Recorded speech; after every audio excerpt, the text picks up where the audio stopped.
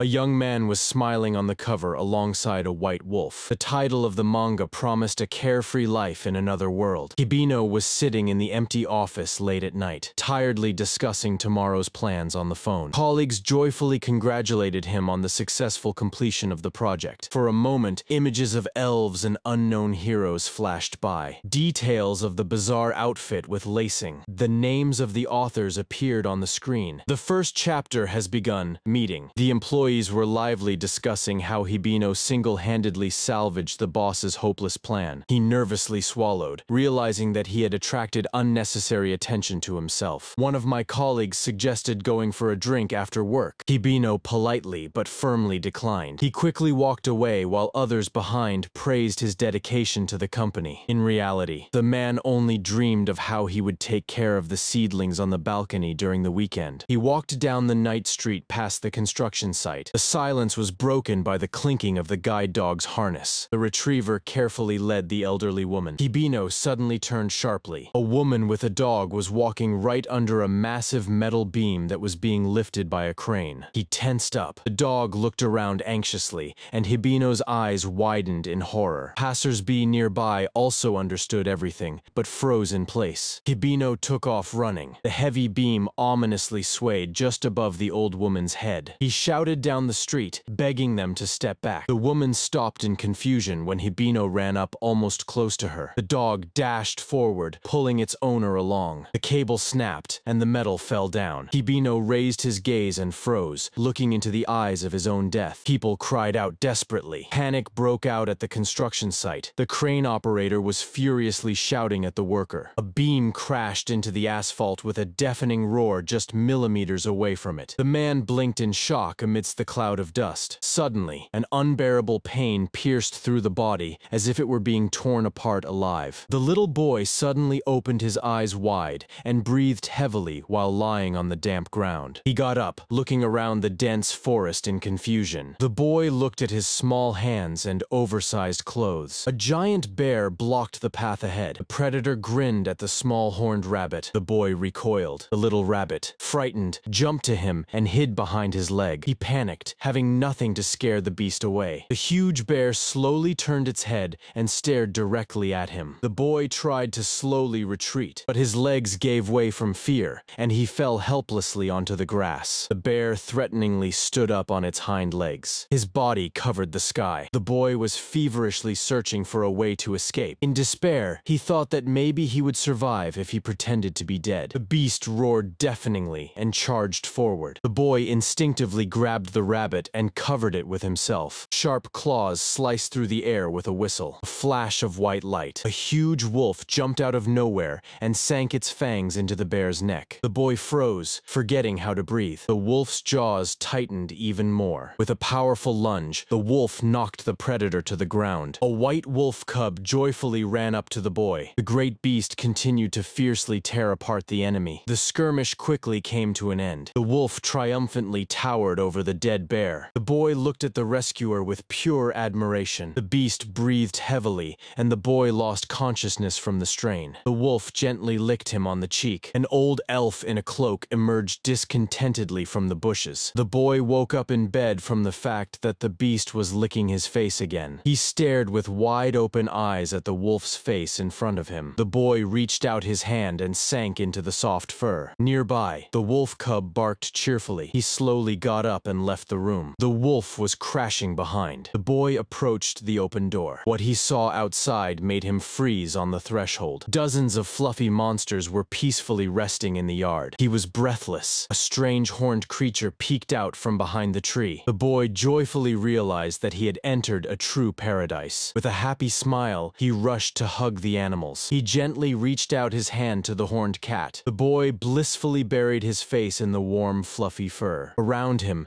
interesting fluffy creatures were bustling. Nearby, the same old elf was calmly chopping wood. The elf noticed him and smiled warmly. A mug was on the wooden table. The boy squeezed the drink, realizing that without the help of these animals, he would already be dead. The elf introduced himself as Orst and stroked the she-wolf Errol, who had saved the little one. The boy blinked in surprise. In my head, painful memories of the office and the falling beam flashed by. He looked at his new body and realized that he had been reborn. The mention of the bear attack made him shudder. Orst noted that the animals surprisingly accepted the stranger quickly. The boy nervously smiled, pondering what to do next. The sun was slowly setting, enveloping the forest cabin in twilight. A flashlight turned on in the room. Errol cautiously peeked through the door. The boy sat on the bed, hugging his knees, while the she-wolf settled down next to him. He buried his face in her thick fur with relief. Errol licked him, and the boy laughed, calling little Ralph over to him. Embracing them, he thought that he never wanted to wake up. The boy fell asleep soundly in warm company. The next day he learned that this world is called Arlantia, and that mana exists here. Orst demonstrated how to use magic to transform energy into real things. The boy asked if a foreigner could use magic. The elf assured that his body had already adapted to this world. The boy recalled the books he had read and decided to imagine a game board. He focused and decisively shouted the command. A powerful magical impulse shattered the table into pieces and threw the she-wolf back. The strength instantly left his body. The boy came to in bed with a cold compress under the stern gaze of an elf. He sighed guiltily, realizing that he had overdone it with the magic. The wolf cub snuggled up to him, and Orst offered to make a contract with him. It turned out that it was this girl named Arito who first found him in the forest. The boy went outside, looking at the animals. The elf sympathetically noted that the journey between worlds was not easy for the boy. The boy looked up at his savior with emotion. He deeply bowed to the elf, thanking him for the rescue and the roof over his head. Orst suggested that he live here, among the fluffy animals. The boy happily agreed, unable to believe such happiness. Orst laughed, but ordered not to scare the animals with magical explosions anymore. The old man promised to teach him to control mana in order to make a contract with Arito. The boy pressed the wolf cub to himself, ready for training. A spark ignited in his eyes. Now he had a goal, but he couldn't shake the thought. Who is this Orst? Who lives among the monsters? In the evening, the old man went to sleep in a tiny annex. The boy silently watched him go. He could not understand why Orst settled in such a dangerous forest. Meanwhile, Orst whispered words of apology in the darkness with heavy sorrow. He sincerely hoped that the boy would not hate him in the future. The night quietly descended upon the forest, and this story was just beginning. Complete darkness. Title page. Arito brought out the tray with food, while the old elf Orst and the beast Chenda waited outside. Tall grass. Rustle. The wolves quietly made their way through the thickets. Arito clung tightly to the wolf's fur. The animals drove the prey straight into the trap. A wild boar burst out of the bushes with a crack. Dark tree trunk. The boar suddenly skidded to a halt and toppled over onto its side, entangled in the vines. Orst quickly drew the bow. The beast struggled desperately in its bonds. The animal struggled, vainly trying to free itself. His eye was wildly spinning from panic. The elf did not take his eyes off the target. Orst coldly took aim. The bright outline of the arch. Shadow. The fingers released the string. The arrow whistled through the air, and the boar fell to the ground. The elf entrusted the transportation of the carcass to the large cat Chendi. Silence reigned in the forest. Only the birds cried out in fear. Soon fresh meat was steaming on the table. The great beast greedily swallowed its portion. Arito folded his hands, and everyone thanked for the meal together. Since the boy entered this world, Orst became his main teacher. The beast was loudly slurping water from a large bowl. Orst willingly shared the secrets of the local cuisine with the student. Arito had to learn the basics of magic from scratch. Here, every child could control mana from a young age. The boy realized that one cannot live in this world without magic. One time in the bathroom, the paper ran out. The wolf looked on in confusion as the boy intensely concentrated over the bed. The elf silently handed him clean clothes. Arito was burning with shame. He bowed his head dejectedly before the teacher. Ultimately, daily attempts yielded results. He mastered the cleansing spell, and later he learned to start a fire. The training continued. The boy joyfully showed off the snow-white shirt, washed solely by magic. Orst praised him, but ordered him not to overexert himself. Yes, Arito nodded contentedly, tasting the dish. Since then,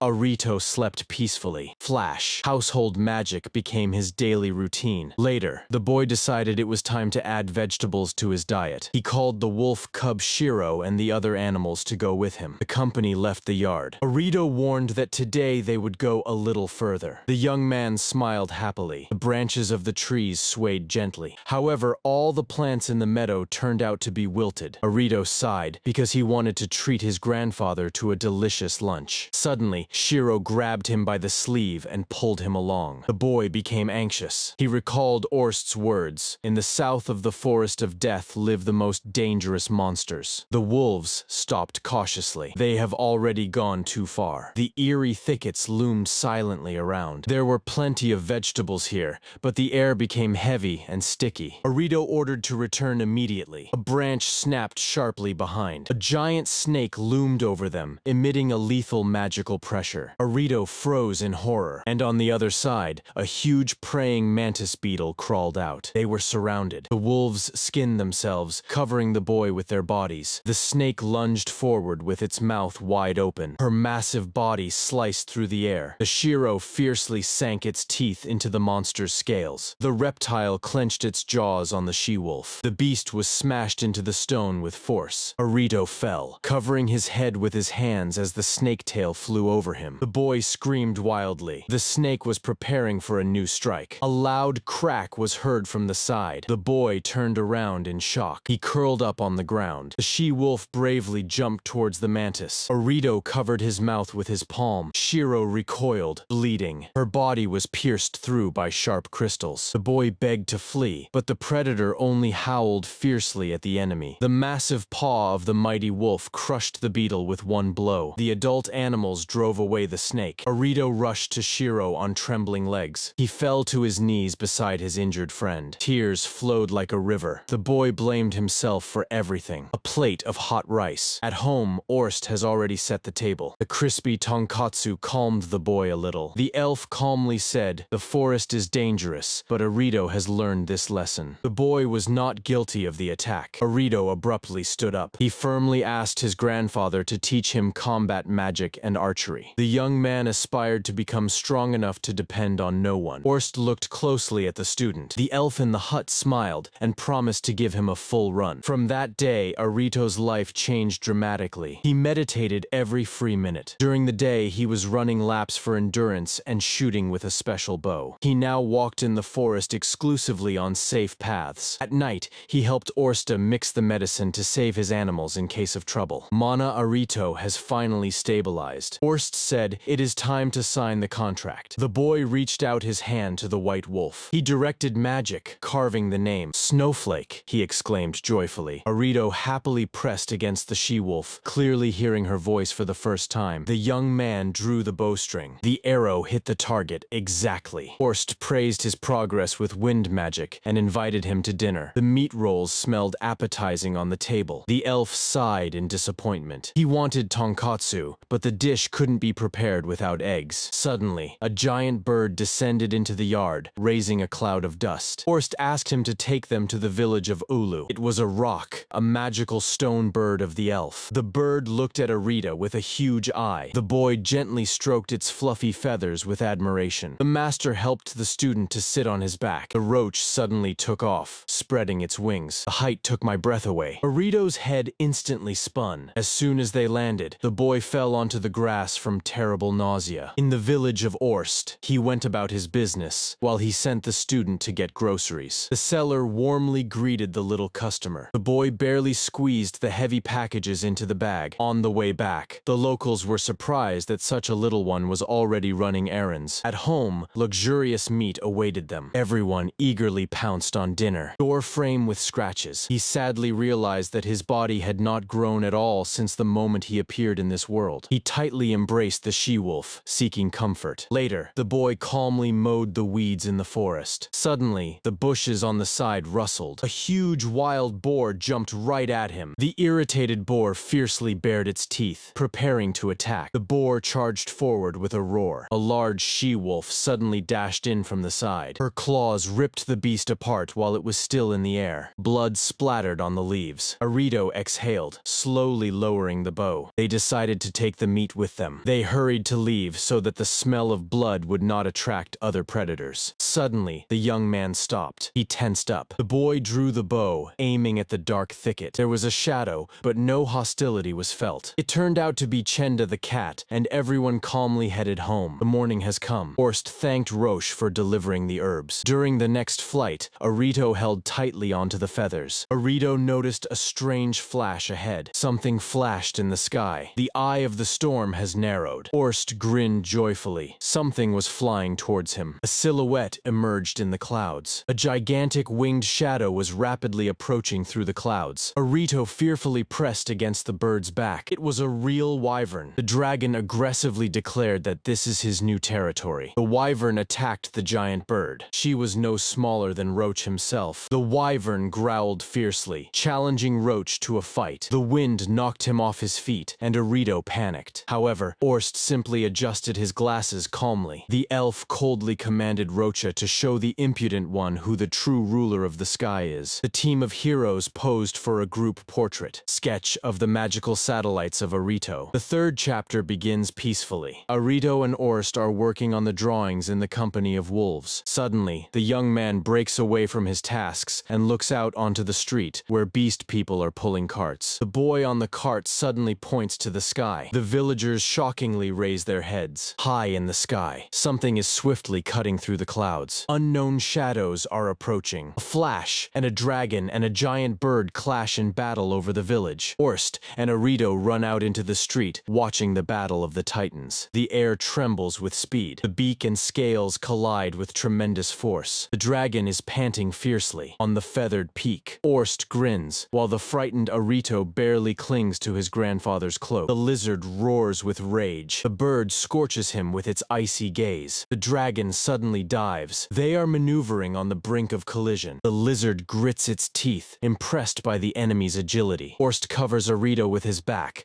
protecting him from the gust of wind. The dragon strikes with its tail from ambush. The bird's eyes widen in surprise. The chase is rapidly shifting towards the infamous forest of death. The lizard triumphantly growls that the feathered one is no match for him. Orst only laughs at this fuss. Arito agrees that it's better to leave these two alone. The branch with berries gently sways. The bird crashes into the tree at full speed. He caws irritably, demanding to clear the way. The dragon crashes into the thicket at full speed, startling the small birds. A cloud of dust rises above the forest. The feathered creature proudly perches on a thin branch in front of an angry lizard. The bird squints arrogantly. The beaten dragon lay pitifully in a puddle for the amusement of the forest animals. He whines resentfully, not understanding his defeat. Meanwhile, on the land of Orst, the shaken Arito is called. The young man staggered to the village fountain, barely keeping on his feet. The village elder drops the basket of fruits in fright. Grandfather is staring at the guests. Already in the house, he announces that he has kept an important letter for Orst. The foreman stops, recalling another matter for Arito. On the table lies a mountain of healing cilantro. Arito gives it to the elder as a thank you for taking care of their mail. Grandfather gets emotional reminiscing about Orst's fiery youth, which greatly irritates the elf. Arito tactfully extends a letter, asking to change the subject. The young man bitterly recalls that his fallen body will never grow,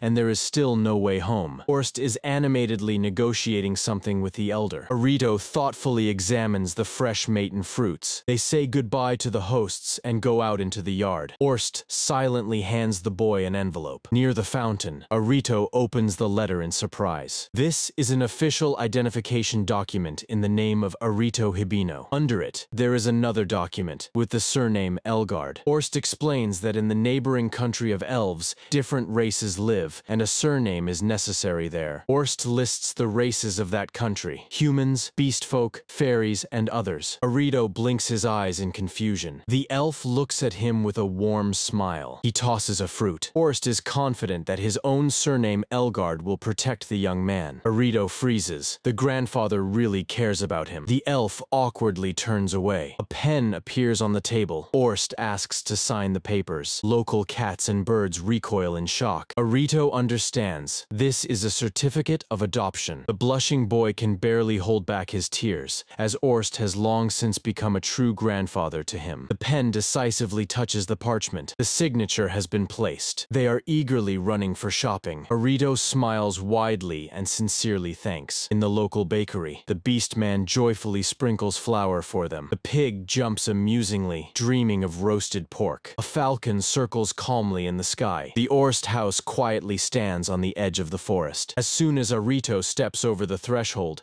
a huge she-wolf named Snow knocks him off his feet. The young man laughs in fluffy fur. Orst nods at a familiar giant bird. It's time to sign the contract. The proud bird sits silently on the fence. Snow barks joyfully, translating his words. The bird demands a respectful bow in exchange for its guidance. Orst openly mocks this arrogance. The elf promises to deal with the bird later. The feathered one boldly stares at the monster cat. The beasts are ready to sink their teeth into each other's throats. Orst is trying to calm them down. The cat hisses predatorily. Arito watches this scene in confusion. The bird boasts of its impeccable mastery of wind magic. He claims that he will not tolerate the boy's wasted talent and will make him a strong mage. Arito is stunned and freezes. He bows low, gladly accepting the offer. The bird proudly puffs out its chest. Orst encourages the guy to perform the ritual on his own. Arito reaches out to the powerful beak. From now on, the bird is called Adiro. He takes the name and sits with dignity on the head of the she-wolf. Arito reaches out to stroke the soft feathers,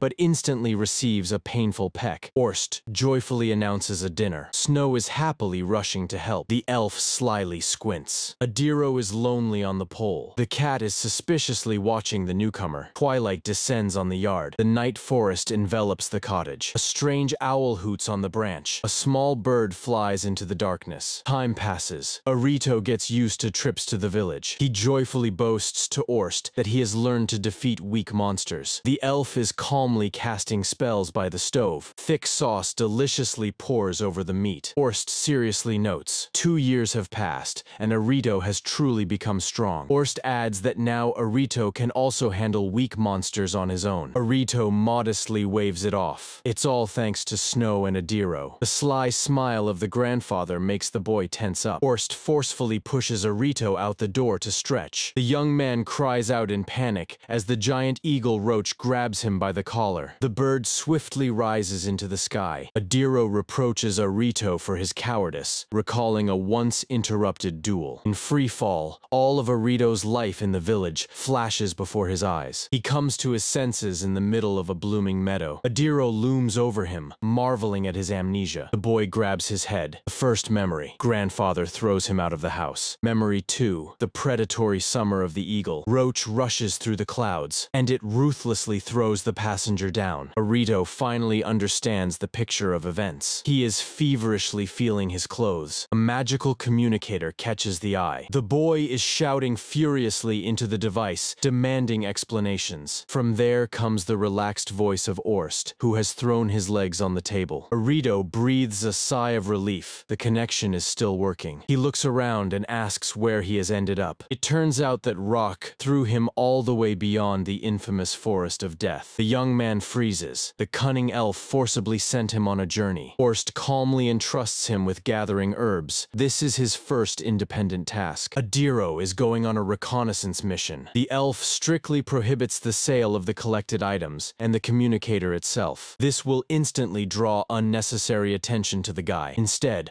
Orst prepared gold and a recommendation letter for him. Arito barely holds back tears from such care from his grandfather. The elf advises to go northwest to the city of Iron, and from there set off to the capital for information about the fallen. In the capital library, Ruslan is supposed to have the answers. Arito is determined to set off on a journey. Orst is asking to bring souvenirs in a fatherly manner. The boy rolls up the map and stands up. He is intently gazing into the distance. Arito is getting ready to go out and apologizes to Snow for the wait. The bag turns out to contain a whole arsenal, medicine, food, crystals, and even a futon. The bottomless magical bag contained everything necessary. Arito gazes in awe at this treasure. He realizes that such an artifact is more dangerous than any medicine. The young man securely hides the letters in his bosom. He wraps himself tighter in the cloak. Arito refuses to go to Snow Heights to avoid drawing attention. The sky beckons with its boundless expanse. The boy uses transformation magic on the she-wolf. The white she-wolf shrinks to the size of a tiny puppy, and Arito picks her up with relief. Now they won't attract unnecessary attention. Adiro returns and reports on the discovered road. The company is heading northwest to Irina. Arito is intently gazing at the horizon. Adiro warns about 3 people ahead. The bird squints suspiciously. Arito is tense. These travelers look too strange. Ahead is a striped company led by a horned demon, and behind them towers a silent silent knight in heavy armor. On the cover, Arito sat carefree next to his giant white wolf. The huge title logo spread over the forest landscape. Arito's eyes lit up with excitement. His loyal wolf Snow joyfully raced across the wide plain. In the thicket of the forest, a wooden hut stood alone. The old elf Orst habitually reached for the brush, but suddenly laughed bitterly. He had forgotten that the boy was no longer there. After finishing grooming Snow's fur, the elf wiped the sweat from his forehead. Another wolf asked if he was sad, but Orst stubbornly denied it, burying himself in the thick fur of the giant beast. Before the elf's eyes, the luxurious dishes of Arito flashed by. Cooking for oneself turned out to be unbearably boring. The memories transported him to the day when the forest familiars brought a barely alive young man from another world to the house. Arito easily found common ground with the powerful monsters, even though he constantly trembled for his own future among humans. Then Orst sent him on a journey to find his way and rid himself of fears. In the sky, two suns were brightly blazing. By the campfire, Arito sweetly stretched, thanking his familiars for the gathered firewood. Snow yawned widely. A few days had passed since they left the plain. The muscle enhancement magic easily lifted the heavy boulder. The young man quickly got used to sleeping under the open sky, skillfully starting a fire with spells. Suddenly, the wolf tensed up and froze. From the height of flight, the bird Adi confirmed, "Something is happening ahead by the road." Arito's face instantly became serious. On the roadside, a bewildered family desperately rummaged through scattered belongings. The man grabbed his head. They didn't take any medicine. The whole family looked at each other in confusion.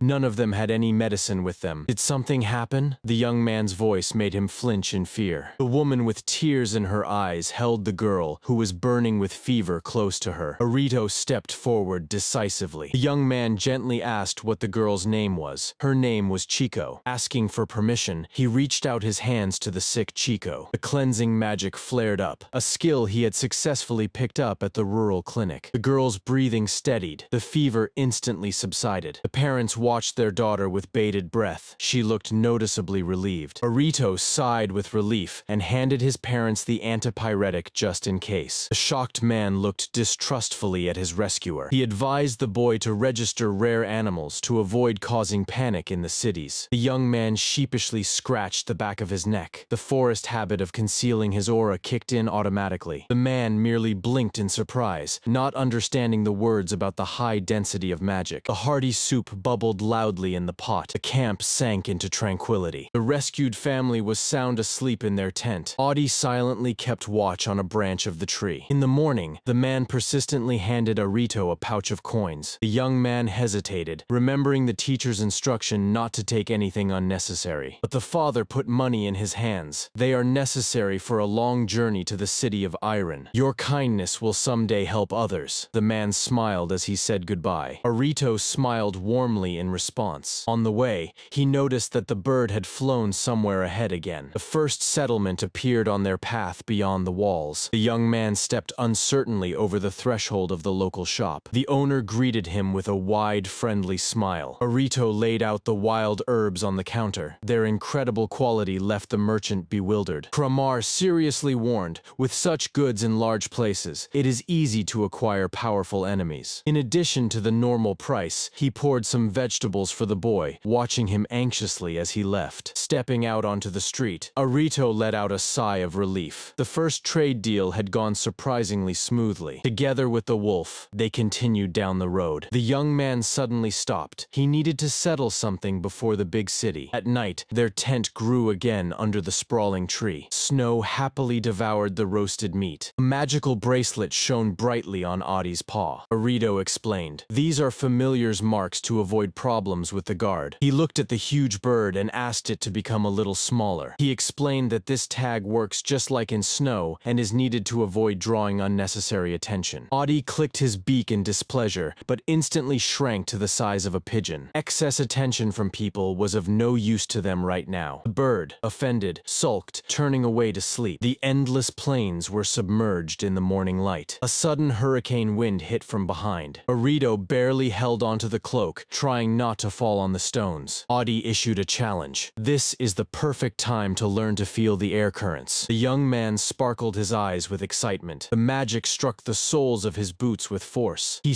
surged forward, cutting through the wind. The world around has blurred into solid horizontal lines. Each step deeply sank into the dry ground. The trees flickered faster than the eye could recognize them. The crazy speed gave an unprecedented feeling of freedom. Snow raced by, openly enjoying the race. Arito happily laughed in the face of the storm. The wolf felt the pulsating warmth of its master, and its own heart began to beat faster. Snow did not take his eyes off Arito. It was as if a pleasant warmth radiated from the boy. The sudden breaking stirred up a cloud of dust. Audi turned back. Ahead was the crew, but Arito did not want to impose on people again. Audi shouted from the sky. The cart was taken in a tight ring. The frightened horse reared up, defending itself against the vile humanoid monsters. They are being attacked, the young man realized in horror. He sharply asked the bird if there were people inside. The response was swift. Arito gave the order to fight. The enraged goblins waved rusty knives and screamed. The man on the horse desperately held back the horse and fought off the attackers. He cursed fate for such a terrible end on an empty road. Audi squinted menacingly. These monsters were notorious for their ruthlessness towards travelers. The Arieto boot crunched into the ground before the jump. A dirty goblin's hand reached inside the cart towards the child. The girl screamed wildly. She squeezed herself into the very corner, paralyzed by animal terror. A vile maw grinned right in front of her face. The child trembled, begging the monster not to come closer. Arito grabbed the weapon while running. The enormous shadow of Audi covered the battlefield. The sharp gaze of the predator unmistakably fixed on the targets. The plan was simple and strict. The wolf and the young man rushed to the rescue in a single impulse. Arit's face was distorted by cold determination. The goblins completely blocked the retreat. Snow made a powerful leap into the vanguard. The young man gave a sign to his feathered familiar. He raised the crossbow, instructing Ada to finish off anyone he missed. A wolf with its mouth wide open burst into the very center of the crowd of monsters. The flap of a giant bird's wings knocked the goblin straight off the cart to the ground. The string snapped sharply. The arrow pierced the target through and through, and Arito wiped the cold sweat from his forehead. Snow triumphantly stands over the bloodied bodies of the enemies. The rescued man could not believe his eyes, trembling hands extending a bundle of precious herbs to the rescuers. He introduced himself as Tedley, and as a sign of endless gratitude, offered to give the boy a ride to Irina. Audi proudly accompanied the crew from the air. Tedley respectfully asked the rescuer about his first solo trip. The cart rumbled deafeningly over the potholes of the broken road. The merchant's daughter, Mari, listened carefully to Arito's naive plan to get rich from ordinary medicines. She pressed her finger to her lips, sharply evaluating his words. Her voice became harsh. The girl warned that such openness would quickly lead him to his grave. Arito blinked in confusion,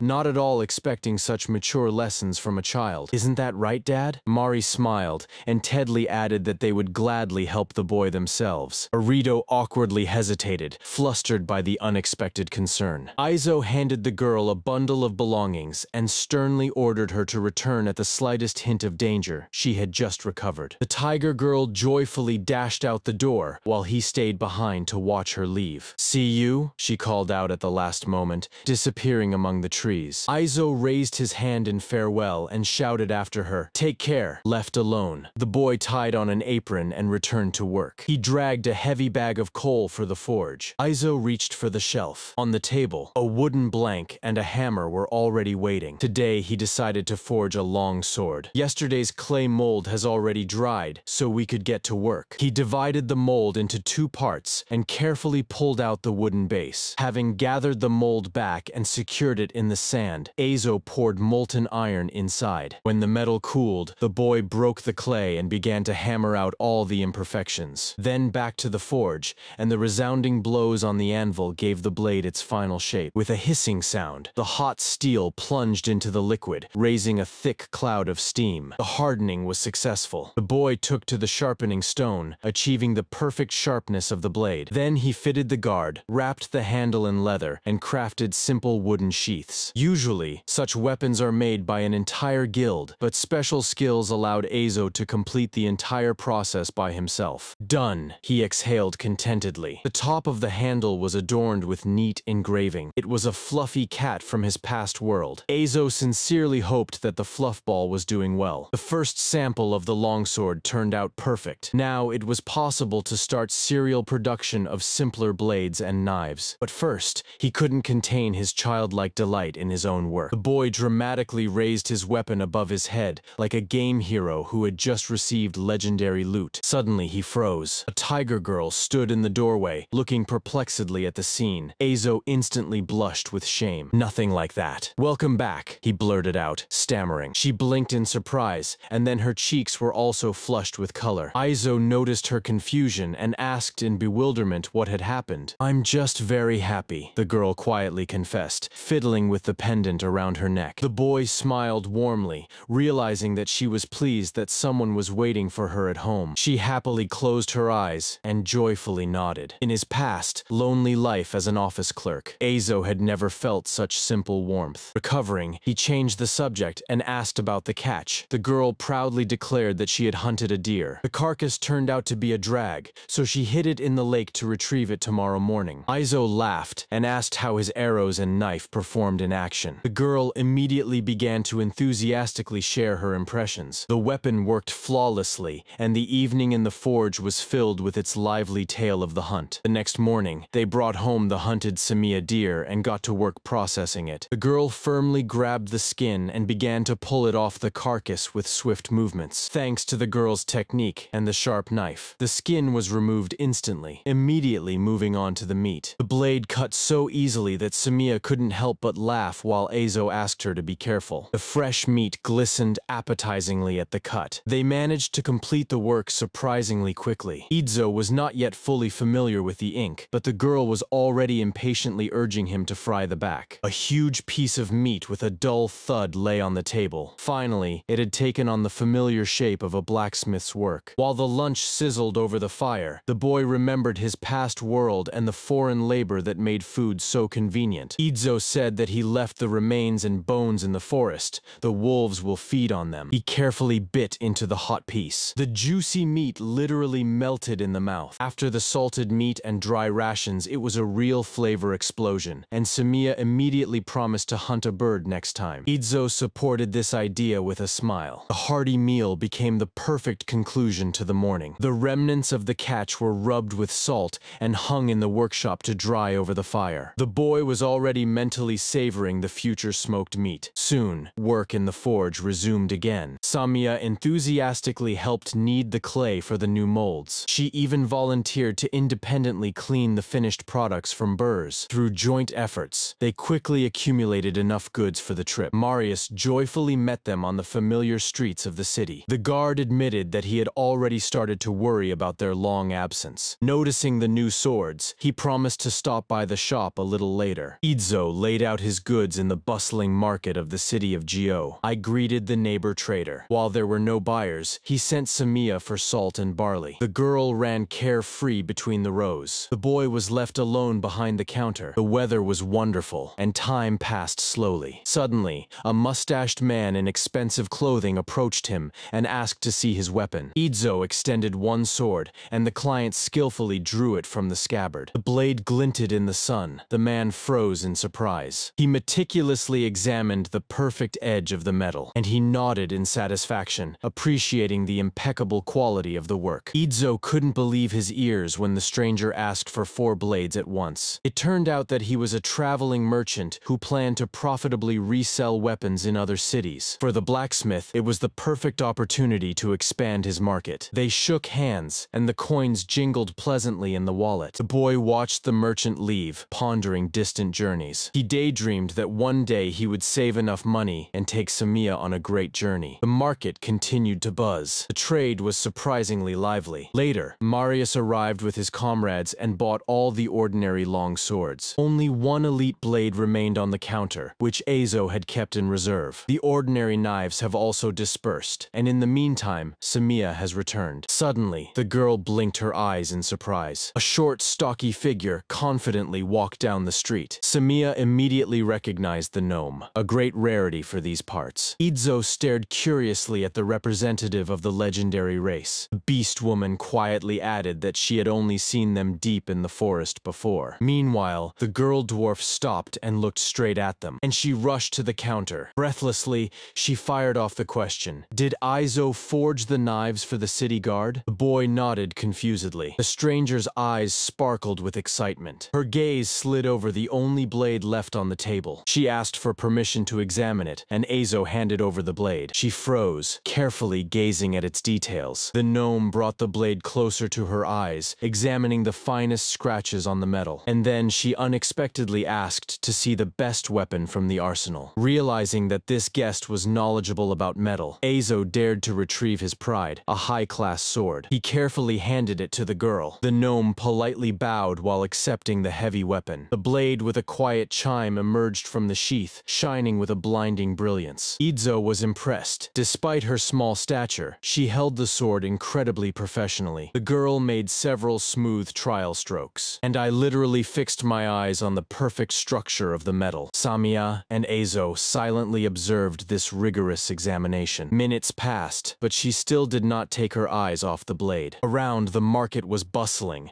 Voices of buyers echoed, but a tense silence hung over their tent. Finally, Azo couldn't hold back, and cautiously asked if she had finished the examination. The girl sheathed the sword with a sharp click, and with deep respect, she handed it back to the blacksmith. Taking a breath, she seriously stated that she had a request for him. Suddenly, the gnome woman dropped right onto the pavement. Passers-by turned around in surprise at this movement. She bowed low and begged the entire market to make her their student. Izo was stunned by such a turn of events, looking at the girl in shock. The official cover showed Arito with his familiars, a white wolf and a bird. The wagon slowly rolled down the forest road, carrying Arita and his new acquaintances to the city. On the way, the new companions curiously asked Arito about his long journey. Meanwhile, in the village, the cat beast was settling up for purchases. He asked the baker in surprise about the disappearance of Arito. The baker replied that the boy had gone to the city of Ulu. Elf Orst joyfully recalled the approaching harvest festival. Saying goodbye, he headed towards his giant eagle. The bird just brought a letter from Arito, and the elf was sincerely happy about the news. Orst acknowledged that the boy is doing great with the journey. From the letter, it became clear that Arito was already approaching his first destination, the city of Irin, and a young man shared a recipe for camp soup. Orst wanted to prepare it, and assumed that the young man would find the necessary information about the sinners in the library. The eagle flapped its wings. Arito opened his eyes in shock. Before him loomed the colossal walls of Irina, beneath which hundreds of travelers were bustling. Trader Tedley pointed to the end of the endless queue at the gates. A dirty, barefoot child in rags passed by. Noticing the boy's shock, Tedley just sighed. He explained that Iron is the second largest city in the kingdom, so inspections here are very strict. Marie's girl reassured Arito, assuring him that he would definitely be let through. Tedley added that due to its proximity to the dangerous forest of death, the city is patrolled by a whole army. Their cart finally approached the gate. The stern guard called Arita to approach. The boy handed over his identification, explaining the purpose of his visit. The guard squinted suspiciously. He glanced intently at the wolf and the bird behind the young man. Suddenly, there was a commotion. Another guard rudely denied passage to a sick woman. The guard cut in that according to their records, the woman didn't even try to find work elsewhere. The man asked meticulously what kind of person Arito himself is. In the depths of the watchtower, tension was rising among the guards. He sternly explained that their job is to uphold the law, regardless of the crowd's hatred. Suddenly, a scream was heard. The wanted criminal was recognized in the line. The exposed fugitive snarled fiercely, realizing that he had been recognized. The commander shouted an order to immediately capture the fool. The guard returned to Arito, demanding explanations about the beasts. The boy calmly replied that these are his obedient familiars and collars. The guard asked about their registration. Then he noticed with surprise that the certificate of Arito was issued in the distant northern city of Eridana. The man frowned, demanding to see the guild card. Arito froze, and the guard silently waited for his response. The boy admitted that he didn't remember Eridana at all because he had been living in the wilderness near the Forest of Death lately. Tedley intervened, confirming the young man's words, and adding that it was his first visit to the city. The guard suggested contacting the Merchants Guild for the official registration of familiars. Arito paid a silver coin as a toll and passed through the gate. From the other side, Mari joyfully called out to him. Tedley waved his hand. The boy looked in wonder at the tall street lamps. The white wolf Snow curiously raised his muzzle to the unfamiliar city lights. A heavy horse-drawn carriage passed by. The streets buzzed with noise and lively trade. Arito's eyes sparkled with delight. Mary quietly chuckled at his reaction. Tedley noted with a smile that everyone is so surprised during their first visit. He explained that such high-rise buildings are only in the commercial area. Arito breathed a sigh of relief, glad that the guards had let the white wolf pass. Tedley seriously replied that they should thank the guy for saving them from the monsters. Since Tedley was a member of the guild, they came to make a report even late at night. He warned Arito about the local rules. The merchant said that the guild completely controls all goods in the city. He assured the boy that he would be offered a fair price for the medicinal herbs here. They approached the massive doors. Tedley pushed them. Arito was stunned by the number of people inside. He looked around the cramped hall full of merchants in confusion. The worker at the desk was checking documents. The man in the cloak was thoughtfully scratching his chin. The crowd barely moved. Tedley whispered that the traders gather here to exchange valuable information. He added that everyone is trying to negotiate the best terms for themselves. But the slightest lie here meant an immediate and permanent loss of trust. Arito and his familiars were barely standing on their feet from the noise and sharp smells. Finally, a staff member at the counter addressed them. Tedley reported the need to prepare a report on the road incident. He placed his card on the table. The girl quickly checked its authenticity. She anxiously asked about the details of the event. Tedley sighed and recounted that their crew was attacked by a pack of goblins. He pointed to Arito, stating that this young man had saved them. The worker next to him got distracted from the papers. The boy felt embarrassed by the scrutinizing gazes. The girl asked in astonishment how he managed to do it. Arito honestly admitted that he was helped by familiars. Everyone present looked skeptically at the fluffy wolf and the little bird. Tedley defended the boy, explaining that he had lived in the forest with his grandfather for a year and had come to the city for the first time. He added that Arito wants to register the animals. The employee smiled warmly. She clarified whether he was sure about the registration specifically in the trade guild. Arito nodded, confirming the intention to sell valuable herbs from the forest of death. The employee clapped her hands joyfully, as even the combat guilds rarely ventured there. One of the visitors leaned down to pet the white wolf Snow. The girl collected samples of cilantro and made the necessary notes. She diligently recorded everything in the guild book. She issued a recommendation letter for the boy for the inn and postponed the trade until the morning. Snow shook its pure white fur. Arito nodded gratefully. They went out into the evening city. The boy waved goodbye to the merchants. Tedley winked, saying that it was his thanks for saving him from the monsters. Arito promised that they would definitely meet again. Arito and Snow paused for a moment in the quiet night street. Their paths diverged. Eagle Ed sent a telepathic message that he can't stand the city stench and is flying in the sky. Snow raised his muzzle, watching the bird. Arito was amazed to think about how freely Edie navigated in such darkness. Before entering the tavern, the boy used cleansing magic on his wolf. The door opened with a loud bell. The owner warmly greeted the late guest. Arito showed a letter from the guild and paid for the room 5 days in advance. The woman handed him a heavy metal key to the room on the second floor. Snow joyfully ran down the wooden stairs. The room turned out to be surprisingly spacious and clean. Leaving his things behind, the boy went down to the crowded hall for dinner. The waitress suggested he take any available seat at the long tables. The hall buzzed with the drunken conversations and laughter of the mercenaries. The cook placed a hot bowl of meat soup in front of the boy. Arito tasted the dish. Although the urban ingredients lacked the magical power of the forest, the simple, salty taste immediately calmed the boy. A rough shout echoed from the other end of the hall. Arito calmly finished his portion. The furious fox adventurer slammed his fist on the table. His partner aggressively lunged at the frightened waitress. Other visitors grumbled discontentedly that these mercenaries were just venting their anger over a failed mission. The tavern guards approached the troublemakers, demanding that they stop the noise. The fox thug finally got angry. He attacked the girl. The tall adventurer ominously loomed over the table, his face darkening. At that moment, Arito lightly touched the attacker's shoulder and apologized for the clumsiness caused by the heavy backpack. While the mercenary was taken aback, the city guards had already entered the hall. Understanding the situation, the troublemakers noticeably tensed up. The fox scratched its neck in dissatisfaction. He muttered to the guards that they just wanted to eat. The adventurer adventurers hurriedly moved to another table. Arito calmly released the mercenary's shoulder. The young man barely exhaled. The waitress approached closer. She sincerely thanked for the timely intervention. The young man smiled modestly, praising the delicious dinner. Realizing that he had attracted too much attention from the crowd, he hurried to leave. The elf girl curiously scanned the young man with her gaze. The boy turned towards the stairs. Suddenly, a bright female voice called out to him. At the table sat a company of experienced fighters led by a beautiful elf. She lamented that such a talented young man chose a boring trade instead of the Guild of Tamers. The boy politely thanked for the advice. He quietly walked on. The elf whispered to her companions that this little one was not scared at all. Arito climbed the stairs. He thanked the owner of the establishment. Upon going upstairs, the boy smiled. Ahead of him lay many more interesting things in this bustling city. A rough sketch of the illustration featuring the main characters has been shown. The last frame showed a rough sketch of a girl knight and a wolf. Cover: Arito is resting with Snow. Arito happily groomed Snow's thick white fur. The city quietly slept under the light of the full moon. The great bird Adi sat on the windowsill and grumbled discontentedly about the delay of dinner. The boy unexpectedly flew into the room using wind magic. He was just finishing reading the letter. His grandfather advised him to visit an acquaintance in this country. Arito offered the bird local food, complaining about its completely bland taste. While packing his things, he was planning for the next day. The boy decided to go to the Merchants Guild and to the market. They had enough time since they stopped here for 5 nights. Adi lazily stretched and firmly refused to go to the noisy city. Arito wished everyone good night and went to bed. Morning came quickly. The boy sweetly stretched, enjoying a good night's sleep. He decided not to waste time and got ready for the journey. As he descended the stairs with Snow, Arito greeted the hosts. They advised to go to the southern district, where the stalls have already opened. The boy joyfully ran out onto the cobbled street. The city was already bustling with life. Merchants laid out goods and poured hot drinks. Arito looked around in amazement. The crowd turned out to be much larger than he had expected. Representatives of the most diverse races walked the streets. It really was a huge city. Suddenly, his stomach traitorously growled. He bought a hearty hot breakfast, and then he also grabbed a few skewers to go. Arito happily bit into a piece of juicy meat. He sat down on the bench next to an elderly woman. She warned that the area would soon be completely blocked and walked away. The boy moved on. The streets were filled with heavy carts and pedestrians. He carefully warmed up with the tall elves. Finally, Arito reached the commoners' district. The bell on the shop door jingled cheerfully. Snow obediently sat by the entrance, surprising the customers. The boy fixed his gaze on the shelves. There were only the simplest medicines there. He visited a few more shops with the same meager assortment. The third shop was no different. The seller just asked to come in again. Arito recalled his grandfather's strict order not to sell the local herbs from the Forest of Death. Only now did he realize the true value of his skills. The boy thought of his mentor with endless gratitude. Snow happily ran up to her owner. Arito decided to return. He was seriously intrigued by the magical potency of the local medicines. Due to the lack of magic assessment, people relied solely on their own feelings. The seen herbs emitted a very weak aura, and his own medicine pulsed with powerful energy. The realization struck like lightning. The boy's face paled. Selling his medicine would attract too much unwanted attention, and he has already submitted samples of his ointments to the guild. Arito embraced Snow in despair, seeking comfort. The street seemed endless. He absent-mindedly bought some rolls while pondering over finances. Money for travel had to be earned somehow. Suddenly, Snow tensed up. The she-wolf felt someone's watchful gaze on her. Arito looked at the massive building of the Merchants Guild. She towered over the city, frightening with her grandeur. The boy hesitated in front of the door. The female employee at the counter warmly invited him to come over. Arito approached timidly. The girl awkwardly nodded and, hesitating, continued the conversation. The girl blushed a little and stated that the guild would buy absolutely everything from him. The quality of his samples from yesterday turned out to be incredible. She hopefully asked if he would sell all his supplies. Arito awkwardly admitted that he had already sold something on the way. The employee quickly realized that he was here for the first time. She began to explain patiently. In the city, the demand for medicine wildly exceeds the supply. His product would be a true salvation for them. The rest of the staff looked at the guy with admiration. calculation. Arito gave in and agreed. He was taken to a separate quiet room for evaluation. Finding himself in a quiet separate room, Arito sighed with relief. The boy untied his bag. He decided to cunningly dilute the product with simpler herbs. Painkillers, fever ointments, and antibiotics were placed on the table. The chief appraiser Nashil entered the room. Seeing the spread out goods, he recoiled. The man asked in shock if everything was for sale. The boy nervously nodded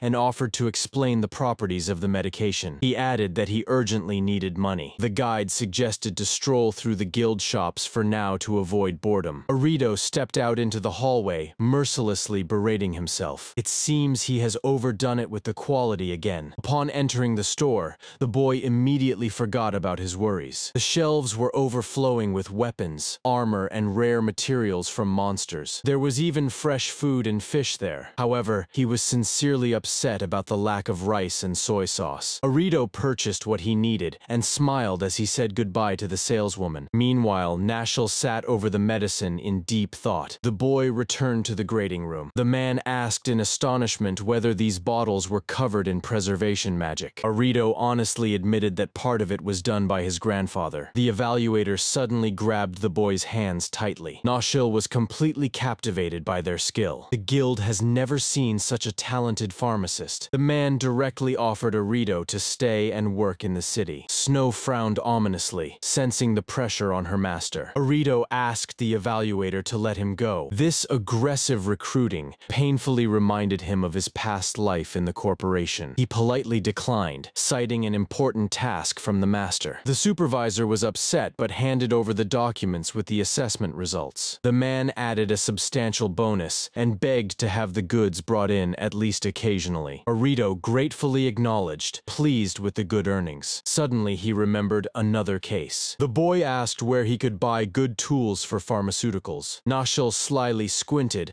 and offered a recommendation letter to the best store. Arito understood that this was a kind of apology for excessive insistence. They left the guild under the crimson evening sky. The boy held the letter tightly in his hands. He was still worried that he hadn't stirred up anything extra in Nashila. Snow was impatiently bouncing, demanding attention. She pulled him to the square so that Arito could finally comb her. The boy laughed and ran after the she-wolf. The square was full of people with their familiars. Arito bought bread from a local trader. Snow suddenly stopped and perked up her ears. The she-wolf felt that same foreign gaze again. Arito became alert and commanded to return immediately. The night city greeted them with a cozy silence. Once in the room, he took the brush. Snow complained discontentedly that street food was poor in mana. Arito carefully combed the thick white fur. He shared his suspicions about being followed with the bird. Snow reassured him. The gaze was there, but without a trace of hostility. Finally, the thick fur shone, and the boy contentedly set aside the brush. Audie sat on the she-wolf and mockingly noted that she had become even fluffier. The boy seriously promised to be careful. The bird glared sternly, pretending that it was not worried about them at all. Audie reminded everyone about tomorrow's tasks and firmly sent them all to bed. The night bird cautiously looked out the window. A new day has come. Arito walked past the noisy market stalls. He noticed a huge fish sizzling on the spit. The boy couldn't resist and happily bought a portion. The familiar taste instantly evoked a pleasant nostalgia for the past life. Snow licked her lips hungrily. Arito checked the drawn map of the city. The capital was divided into 4 districts, and he needed a craftsman. The shop was located just behind the intersection of the main streets. The sign above the door directly depicted tools. The building turned out to be small and extremely unremarkable. Inside, there was complete chaos with scattered belongings. Arito greeted loudly and handed over the recommendation letter. A grim, stocky gnome emerged from the storeroom. He stared in surprise, not expecting to see the child. The gnome took the letter with obvious suspicion and began to read. Seeing Nashil's signature, the master instantly changed his expression. He clearly understood. If the chief evaluator vouches, the client's skills are impeccable. The gnome respectfully brought out a tray with perfectly shining tools. The boy carefully took one of the mortars. She lay in his hands as if she had been forged specifically for him. Arito readily agreed to pay a huge sum of 3 gold coins. The gnome grunted approvingly and began packing the goods. He laughed loudly, genuinely pleased with the generous buyer. The master friendly slapped Arito on the shoulder, nearly knocking knocking him off his feet. The boy went outside, rejoicing in his incredibly successful purchase. Suddenly, Snow growled quietly and menacingly. Arito turned around and froze in place. An unfamiliar girl was rushing towards them at a crazy speed. She pounced on Snow, reverently asking if it was the real Fenrir. The she-wolf bared her teeth fiercely. Arito barely managed to intervene and pull her back. The boy noticed that the stranger had fluffy ears and a tail sticking out. The beast woman simply radiated uncontrolled happiness. She shouted down the street that a sacred beast was in front of them. Curious passers-by immediately began to gather at the commotion. The crowd was growing. People were pointing and whispering. Arito panicked, feverishly thinking about what Grandpa would do right now. He sharply lowered his gaze to the beast human. The hem of his cloak fluttered in the air. The hand firmly grasped the strap of the bag. A cold determination flashed in the boy's eyes. It was time to act. Arito froze on the ladder among the giant bookshelves of the 7th chapter. The arrow sliced through the air at a crazy speed. The beast man with a cat-like face snarled fiercely. The white she-wolf barely dodged the devastating strike of the clawed paw. The elf in glasses calmly examined his bow and told the family members about the weakened string. He adjusted his glasses, recalling Arito's skill in weapon tuning. Memory conjured the image of a young man skillfully drawing a bow and astonishing everyone by creating soap with magic. The elf smiled warmly. Next to the boy, his old heart felt the childlike enthusiasm once again. The skilled fingers tightly pulled the string. The old man thoughtfully watched his magical beasts leave, wondering what Arieto was doing now. The fox familiar dreamed of a delicious dinner, while the old elf felt the childhood enthusiasm awaken within him once again. One of the magical creatures was lively walking through the glade, while the others chatted about a distant friend. The familiars recalled a recent letter from Arito and wondered what the three travelers were currently occupied with. Meanwhile, in the city, a she-wolf girl stared spellbound at a boy. She grabbed him by the shoulders with a rush. Arito recoiled in surprise. Caldina was almost screaming with excitement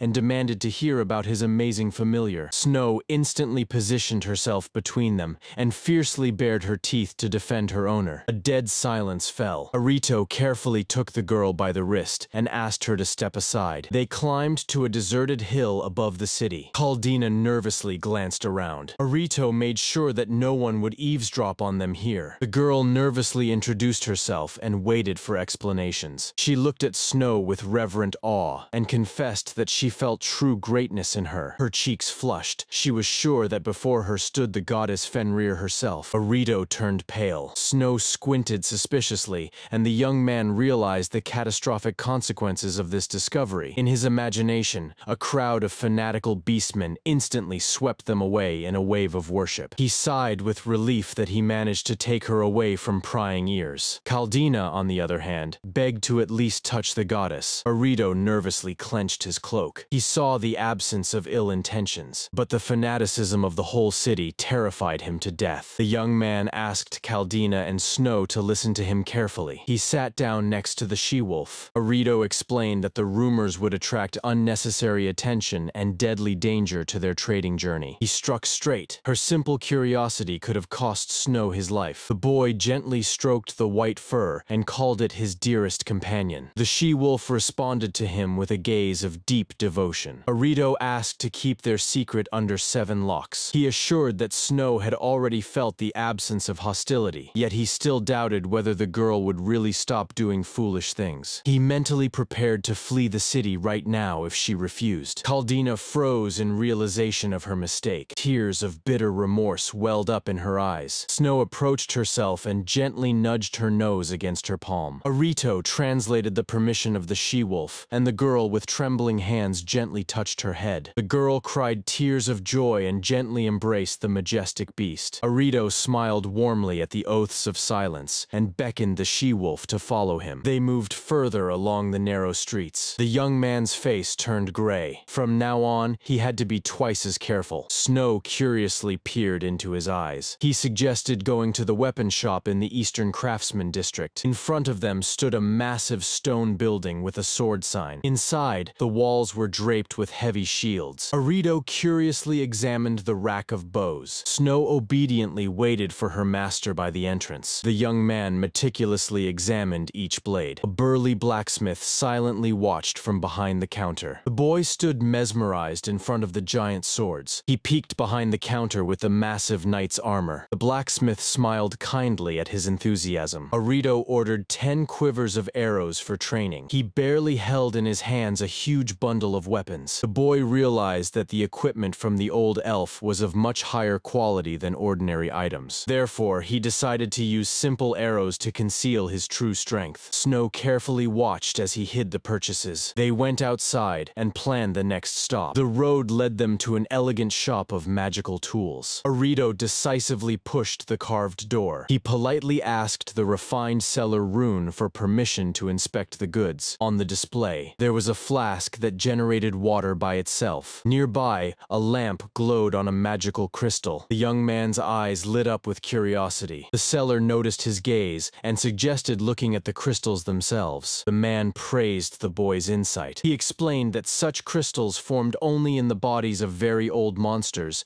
so it was a huge rarity. Arito inquired about a simple rice cooker that operated on this magic. The seller accepted the payment with a grateful smile. The boy came out of the store absolutely thrilled. However, he still hasn't found a bookstore. He stopped an elderly passerby on the street. Grandfather willingly showed the right direction. Arito suddenly realized the extent of his inattentiveness. It turned out that the building had been standing right in the main square all this time. He entered a colossal library where the shelves disappeared high up to the ceiling. The summer intelligent shopkeeper greeted the guest. Arito left Snow waiting outside and inhaled the smell of old paper with pleasure. Kramar offered assistance in the search. The young man asked about the encyclopedia of herbs from the Forest of Death, which greatly surprised his interlocutor. It turned out that even the best guilds had not ventured beyond the forest's edge, so there was almost no information about the forest. Kramar suggested exploring other genres. Arito wandered for a long time through the endless mazes of the book aisles. He decisively avoided the sections on politics and research. The boy brought a stack of selected massive books to the counter. In the end, the boy chose 3 massive, expertly crafted tomes. After settling the bill, Arito inquired about printing and promised to come by tomorrow. The young man stepped into the square, rejoicing in his precious find. The money from the sale of medicines was not enough, so it was necessary to spend the gold reserves of the old elf. Arito apologized to Snow for the wait and offered to buy dinner and head to the inn. Evening has come. Snow was squinting with absolute pleasure. Arito summarized the busy third day in the city. He vigorously brushed the white fur and felt the true fullness of life. The boy collapsed onto the bed, eagerly flipping through a book with a natural leather cover. Fatigue took its toll. Arito fell into a deep sleep. That night, a strange dream came to him. A complete darkness surrounded. The frame sank into darkness. Arito looked around in confusion, not understanding where he had ended up. He fearfully wondered if he had been transported to another world again. Snow appeared before him in the form of an ordinary little dog. He walked beside her in confusion. Suddenly, a vision of a mighty king arose, commanding the construction of a great city in the wasteland. The ruler demanded to use magic effectively to surpass the northern kingdom. In his dream, Arito saw incredibly detailed drawings of healing herbs. The boy smiled through his sleep. He saw how the townspeople were joyfully rebuilding their kingdom. On the cover, Arito was sincerely smiling in the company of a giant wolf and a magical bird. On the title page of the 8th chapter, Arito was calmly reading a book next to the elf. The night city slept under the starry sky. Suddenly, a rustle of wings was heard outside the window,